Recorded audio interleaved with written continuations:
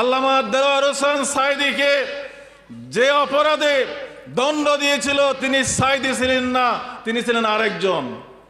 আব্দুল কাদের মোল্লাকে যে অপরাধে ফাঁসি দেওয়া হয়েছিল তিনি আব্দুল কাদের মোল্লা ছিলেন না, তিনি কসাই কাদের ছিলেন। একজনের নামের অপরাধকে অন্যজনের নামে চাপিয়ে দিয়ে বিচারের নামে প্রহসন করে আমাদের নেতৃবৃন্দকে যেখানে ফাঁসি দিয়েছিল, দারিদ্রতাও দূর হয় নাই। এখনো হাজার হাজার মানুষ সকালবেলায় চেয়ারম্যানের বাড়ির দরজায় গিয়ে বলে যে আমি গতকাল সারাদিন কিছু খাই নাই, বলে যে আমার মেয়েটাকে বিয়ে দেওয়ার টাকা আমার নাই, বলে যে আমার চিকিৎসার টাকা আমার নাই।